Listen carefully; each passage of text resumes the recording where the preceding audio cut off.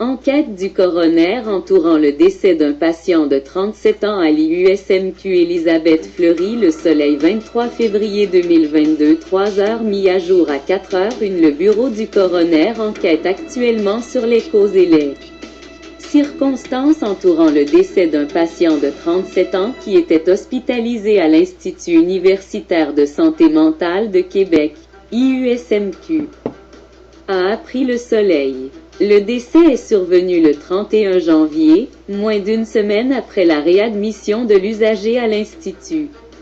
Décrit comme un cas lourd.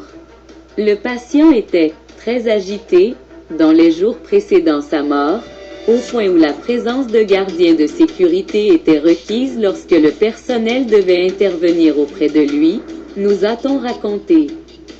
Comme c'est toujours le cas le soir, la nuit et la fin de semaine, aucun médecin n'était sur place au moment du décès. Un code blanc pour patient agité aurait été lancé, suivi d'un code bleu pour patient en arrêt cardio-respiratoire, selon ce qu'il a été possible d'apprendre. Le médecin de garde n'aurait été avisé de la situation qu'1h30 après que le décès de l'usager ait été constaté. L'infirmière, qui était seule sur l'étage, a probablement demandé à ce qu'un appel au médecin soit fait. Après, elle s'occupe du patient qui a besoin d'être réanimé, elle n'est pas en train d'attendre que le médecin rappelle.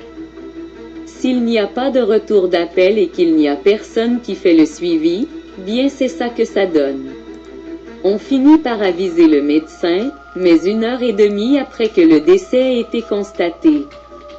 Déplore une source qui n'a pas souhaité être identifiée. Notre interlocuteur se demande si le système de téléavertisseur est en cause. Le problème est connu depuis au moins 3 ans. On les fait changer, les téléavertisseurs. On les fait réparer, mais ça ne fonctionne pas plus après.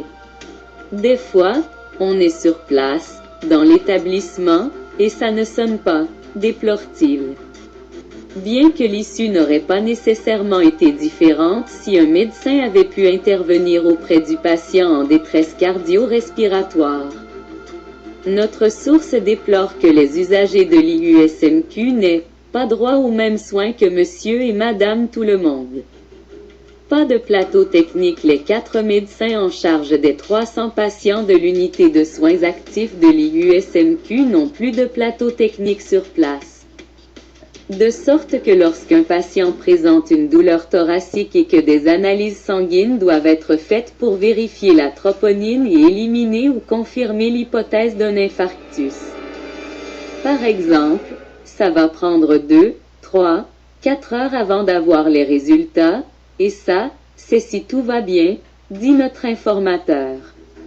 Parce que s'il y a une erreur à quelque part, il faut refaire un prélèvement.